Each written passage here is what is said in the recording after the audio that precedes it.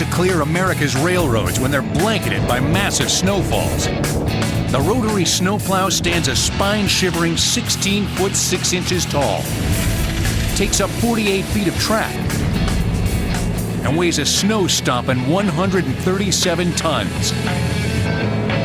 That's nearly 300,000 pounds. Mounted on the bow of this blizzard-eating beast is an 11-foot fan, driven by a 1,750 horsepower engine. Spinning at a snow-chugging 90 revs per minute, this wheel can slice and swallow a wall of rail-clogging snow 12 feet deep and spit it a distance of 100 feet. That's a third of a football field.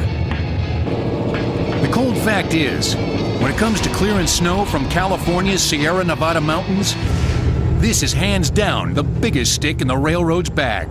If we didn't have the rotary snowplow available, we wouldn't be able to keep up if we got heavy snows that we have had in the past. It moves such a large amount of snow that we would be shut down, and it would be weeks before we could get the Sierras open again without this piece of equipment. The weather conditions that we bring the Rotary out is either we've gotten very heavy snows, so then we'll come out with the Rotary and it moves very slowly, but it does move a large amount of snow. We're moving about 8 miles an hour. In fact, this machine is so capable at carving a path through the white stuff that the railroads don't bother using it for ordinary snowfalls. Nope, this beast only sees service roughly once a decade. That's the typical time between blizzards big enough to bother getting this Rotary all revved up.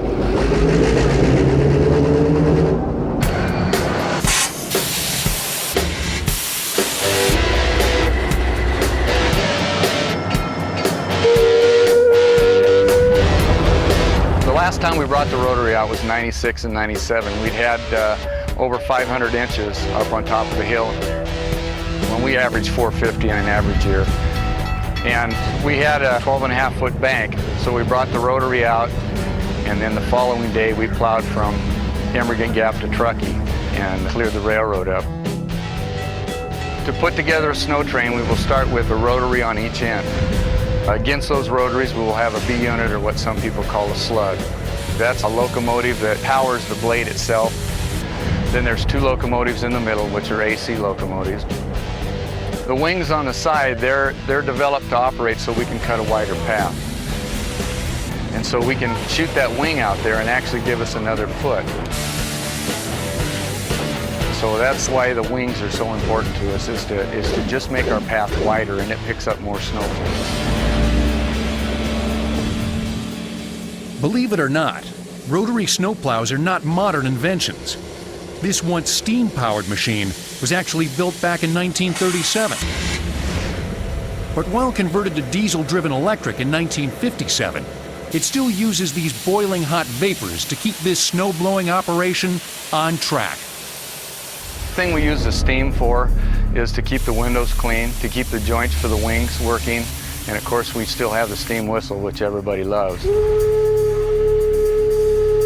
But that's what keeps everything working and operating so it doesn't freeze up on us.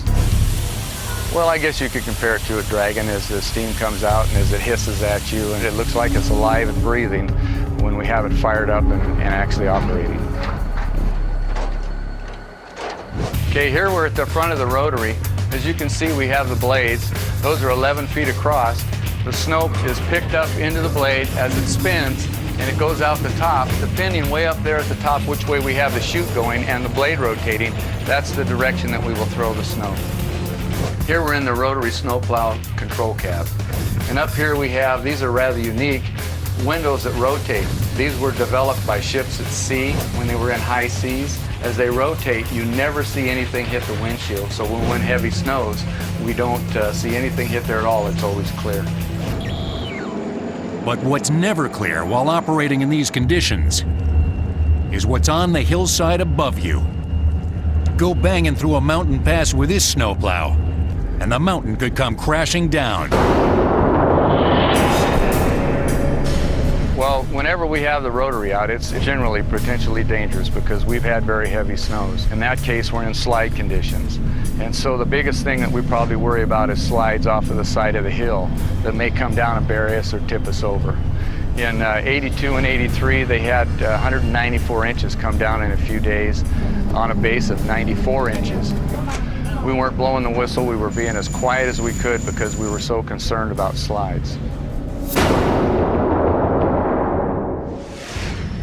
But with a careful eye on the mountain above you, the Rotary snowplow will keep rolling, relentlessly removing snow, keeping America's railroads running.